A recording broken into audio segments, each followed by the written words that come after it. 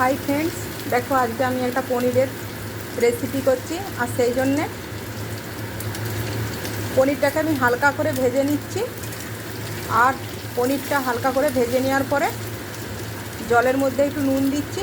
আর সেই জলের মধ্যে পনিরটা আমি খানিকক্ষণ ডুবিয়ে রাখছি। আর এদিকে পেঁয়াজ, রসুন, আদা, গরম মশলা একটা পেস্ট বানিয়ে রাখছি।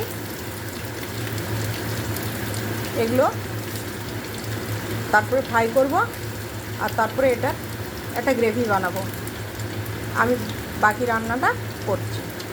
পনিরটা ভাজা হয়ে গেছে, তো আমি এটা একটু নুন জলে এটাকে ভিজিয়ে রেখেছি। এই যে পনিরটা ভেজানো আছে, আর এখানে আমি মশলাটা দিয়ে মশলাটা ফ্রাই করছি।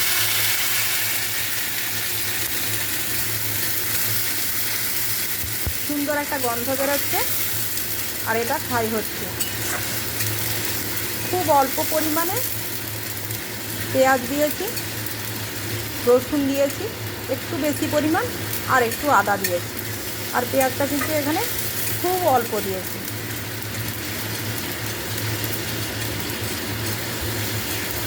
তো এটা ভালো করে ফ্রাই হচ্ছে। যদিও আমি টমেটো খাই না, তবুও এই রান্নাটাতে আমি টমেটো কেচাপ ইউজ করছি।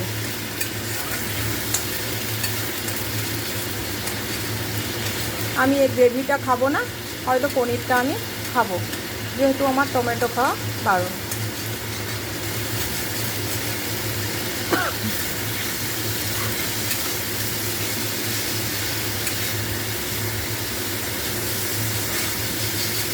এটা তো টমেটো কেচাপটা কিন্তু ইউজ করতেই হবে।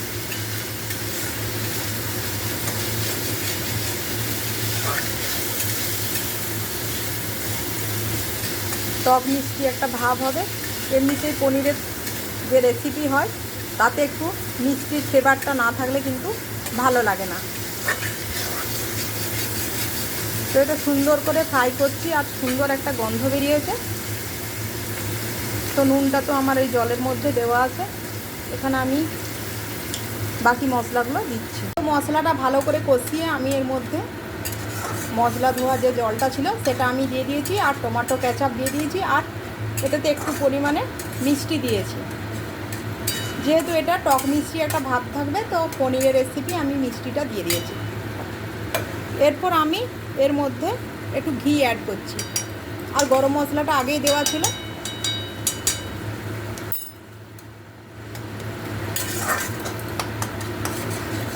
তো এখানে গ্রেভি আমাদের রেডি।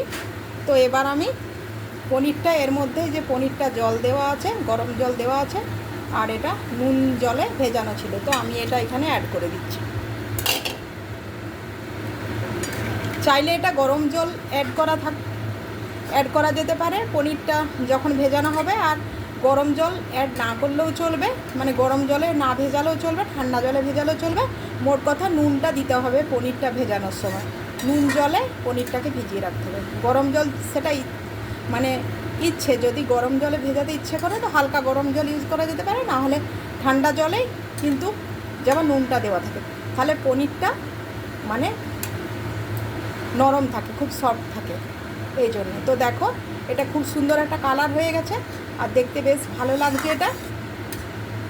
তো এটা টক মিষ্টি ফ্লেভার হবে, টমেটো কেচাপ, মানে বুঝতে পারছো কতটা টেস্টি হবে।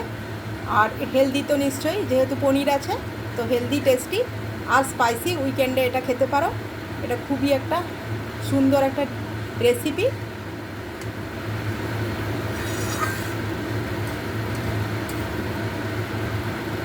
স্পাইসি একটা ডিশ। এটা উইকেন্ডে বানিয়ে খেয়ে দেখো, আর আমাকে তোমরা কমেন্টে জানিও যে কীরকম হয়েছে এই রেসিপিটা।